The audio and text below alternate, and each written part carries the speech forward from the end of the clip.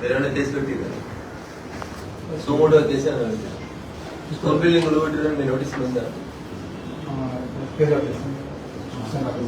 100 call వచ్చింది కదా, మీరు పోయి చూసారు కదా. సుమోటో కేసు కట్టరు మీరు, గవర్నమెంట్ ప్రాపర్టీ కొట్టి. ఇప్పుడు పోలీస్ స్టేషన్లకు రాత్రి వచ్చి ఏసీ పెట్టి మీ బిల్డింగ్ లో కొట్టేసిపోతే ఏసీబీ వాడతలేదు.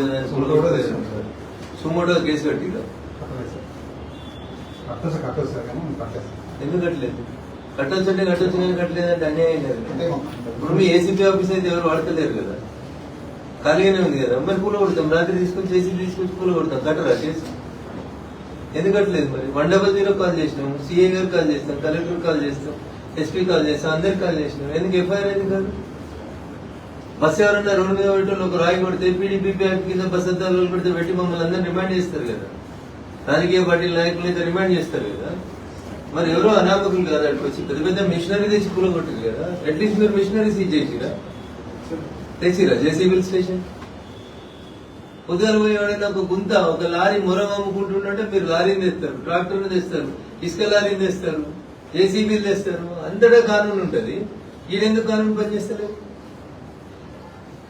నేను అడిగిందంటే తప్పుడే ఇప్పుడు నేను సరిదిద్దుకుంటా. నాకు తెలియకపోవచ్చు, మీరు చదువుకోకపోవచ్చు. మీరు ఒక ట్రాక్టర్ ఇసుక పోతుంటే వాళ్ళు పట్టుకొచ్చి లోపల పెడతారా? ట్రాక్టర్ పెడతారా?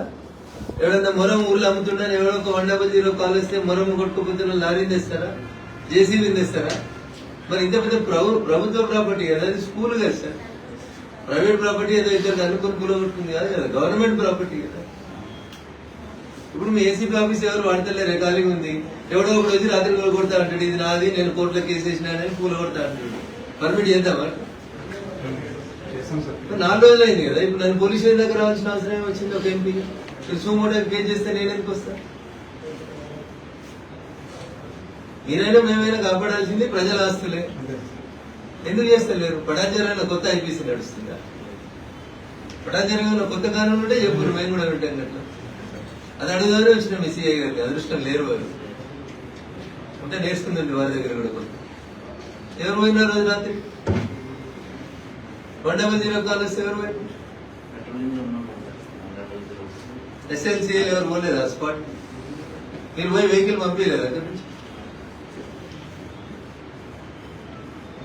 ఎవరు పోలేదా?